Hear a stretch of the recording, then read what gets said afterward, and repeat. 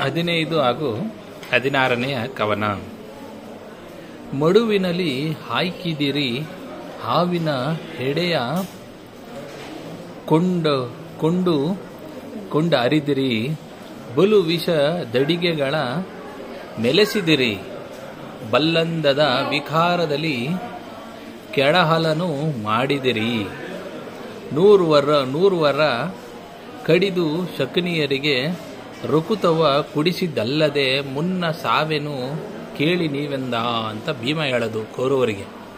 ಅಂದರೆ ಆ ನಂತರ ಕೌರವರಿಗೆ ಭೀಮನು ಹೀಗೆಂದು ಹೇಳಿದನು: ಮಲಗಿದ್ದ ನನ್ನನ್ನು ನದಿಯ ಮಡುವಿನಲ್ಲಿ ಹಾಕಿದಿರಿ, ಹಾವಿನ ಎಡೆಗಳಿಂದ ಕಡಿಸಿದಿರಿ, ವಿಷದ ಅಡಿಗೆಗಳನ್ನು ತಿನ್ನಿಸಿದಿರಿ, ನಿಮಗೆ ಸಹಜವಾದ ವಿಕಾರ ಮಾರ್ಗದಲ್ಲಿ ನನ್ನನ್ನು ಕೊಲ್ಲಲು ಎಲ್ಲ ರೀತಿಗಳಲ್ಲಿಯೂ ಯತ್ನಿಸಿದಿರಿ.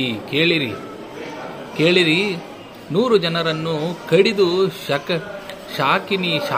ಶಾಕಿನಿಯರಿಗೆ ನಿಮ್ಮ ರಕ್ತವನ್ನು ಕುಡಿಸದೆ ಮೊದಲೇ ನಾನು ಸಾಯುವುದಿಲ್ಲ ಎಂದು ಭೀಮನು ಹೇಳುತ್ತಾನೆ.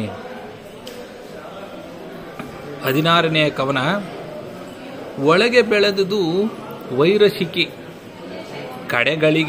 ಕಡೆಗಳಿಕೆ ಆಯ್ದುದು ಜನನಿ ಜನಕರ ಬಲು ನುಡಿಗಳಲ್ಲಿ 100 ಶಕುನಿ ಮತವಿಡಿದು ಬಲಹುಗುಂದದೆ ಭೀಷ್ಮ ವಿದುರರ ಬಳಕೆಯಲ್ಲಿ ತಾವಡಗಿ ಗುಣದಲ್ಲಿ ಕೆಲನ ಮೆಚ್ಚಿಸಿ ನಡೆದರಿವರು ಯುಧಿಷ್ಠಿರಾದಿಗಳು.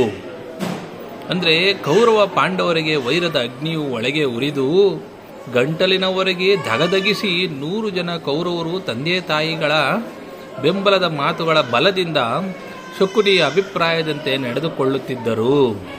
ಆದರೆ